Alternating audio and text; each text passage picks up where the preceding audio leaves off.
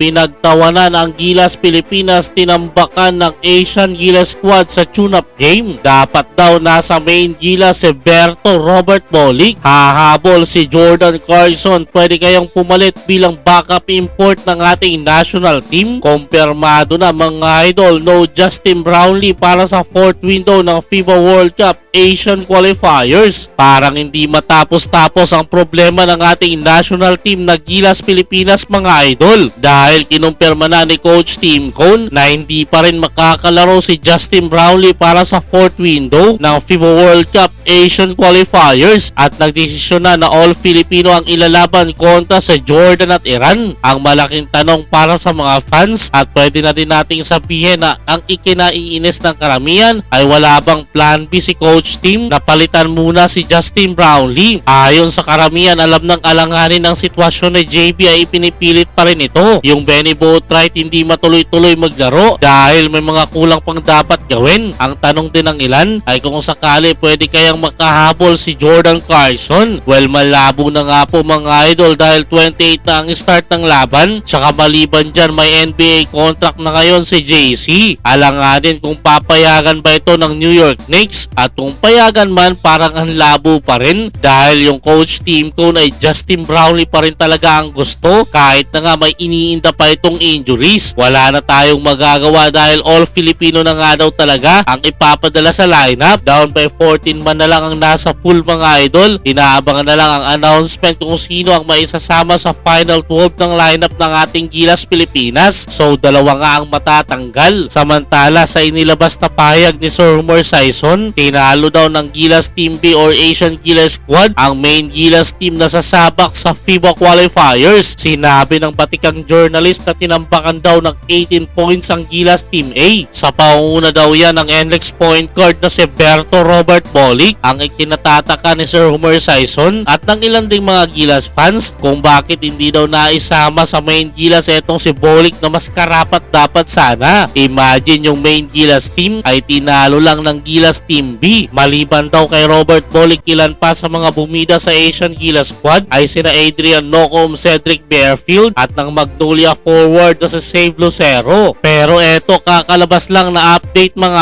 idol, nakabawi naman daw ang Gilas Team A sa Asian Games squad sa kanilang pangalawang tune-up game. Ayon nga yan sa report na inilabas ng Spin.ph na isinulat ni Sir Ruben Teriado. Ang malaking pinoproblema ngayon ni Coach Tim Cone ay mahirap daw maipagana ang kanyang sistema without Justin Brownlee. Kung saan bumalik na si Kai Soto, doon naman nawala si Brownlee. Matagal pa, alam na talagang alanganin ang sitwasyon ni JB. Sana naman noon pa ay nagkaroon na sila ng plan B, dahil eto na nga ang huling tsansa ng Gilas Pilipinas na makahabol sa ibang team, na kung sakaling ang hindi pa rin makahabol si JB ay meron agad ipapalit. Kung na-action na agad sana ng maaga, baka nagawan pa ng paraan si Jordan Carson or Benny Boatwright, pero wala eh. Huli na ang lahat. Abangan na lang natin kung kakayanin pa ng all Filipino squad ang national team ng Jordan at Iran.